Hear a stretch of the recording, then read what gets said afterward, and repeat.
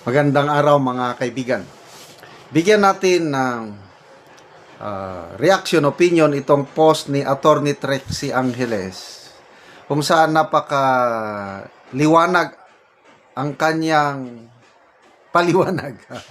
Simpleng paliwanag tungkol sa mga options ni BP Sara doon sa impeachment case niya na nasa Committee on Justice. May option pa pala siya na magsampa ulit ng petition for certiorari sa Supreme Court para ma-declare na naman na unconstitutional itong ginagawa nilang impeachment case laban sa kanya. Ang galing. Salamat po, Attorney Trexie, sa post na ito. Sabi niya, March 16. Ano ba ngayon? 16 na ba? Yeah. 16 na ba o 15? I'm not sure. March 16 is the deadline for BP's answer to the complaints for impeachment. The Committee on Justice sent notice to our legal team to submit this along with attachments as necessary. 3 things are possible. So yung mga abogado ni BP Sara, 16, nag-entry of appearance na ad cautelam. Ano yung ad cautelam? With reservation. May mga, ibig sabihin may plano silang iba dahil ad cautelam eh. 3 things are possible. Number 1, BP through her legal team submits the answer with her evidence, after which the committee can allow the complainants to file their reply to the answer attaching their own evidence.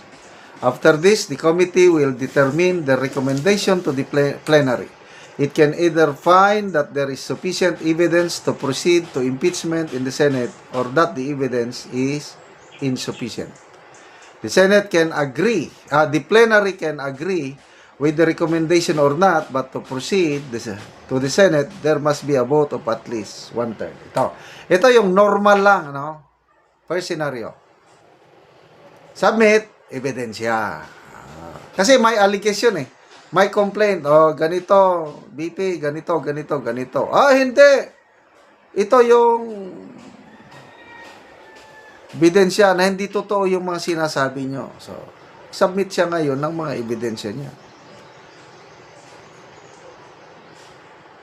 After that, itong mga complainants, dalawang impeachment case ang pinag-usapan, yung 3rd and 4th.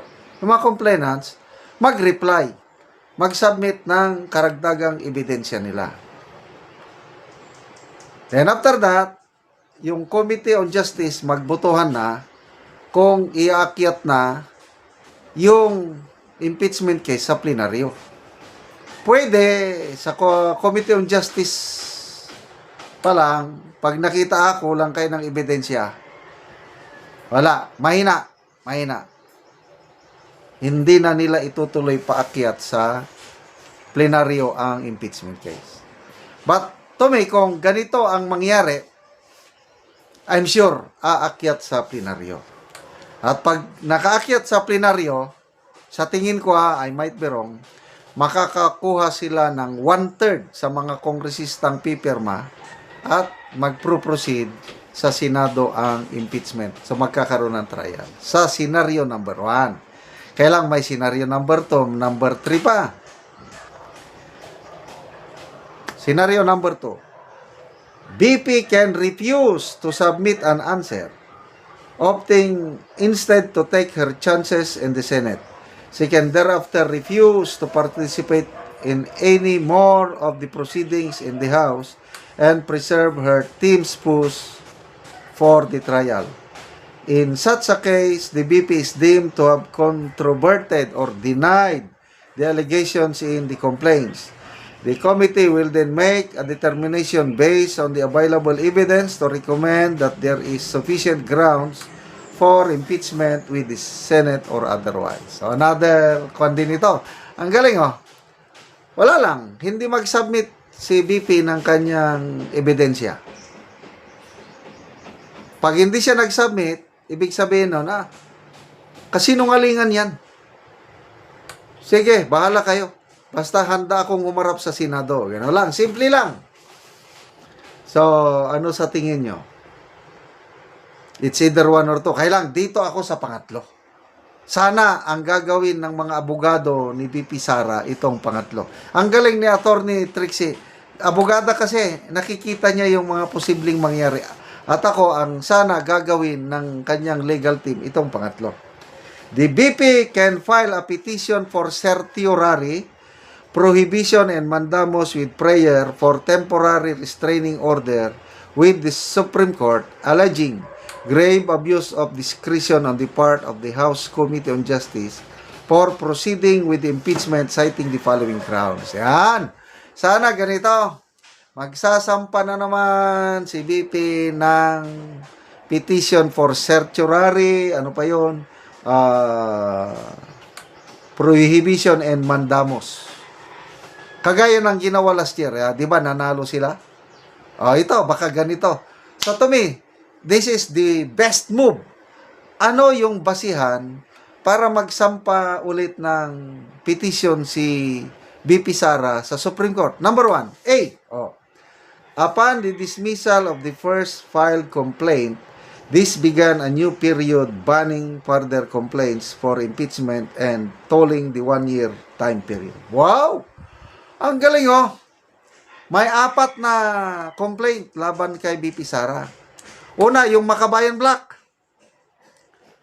Pangalawa, itong mga Dilawan. Pangatlo, Dilawan. Pang-4, ito na yung mga majority group.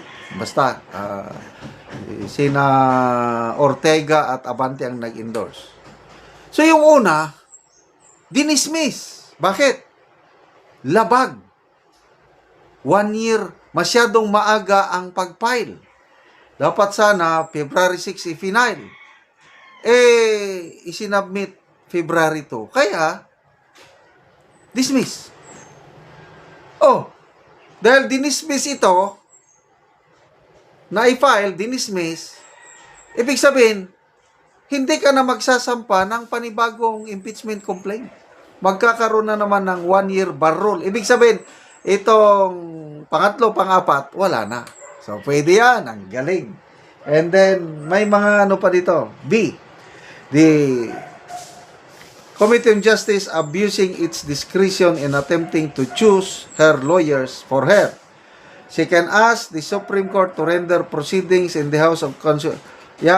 Ang sinasabi dito, kung payagan ng Committee on Justice, yung sulat ni Congressman Jokno na mag-issue ng subpoena para mag-produce siya ng mga bank documents or abuse of discretion yun, abuse of power. Pwedeng grounds yun para i-declare na ang galing. So, abangan natin ano ang wise move ng legal team ni BP Sara. Sana magsasampa ulit ng kaso sa Supreme Court. Salamat mga kaibigan sa inyong pagsubaybay sa channel na ito. Nakakatulong kayo ng malaki sa tribong Talandig ng Bukidnon dahil ang income o sweldo sa channel na ito is pantulong po sa tribo. Namimigay tayo ngayon ng libreng yero at pako para makapagpatayo sila ng mas maayos na tirahan. Kaya panoorin nyo ang video na ito. Okay, salamat anay nag-sponsor.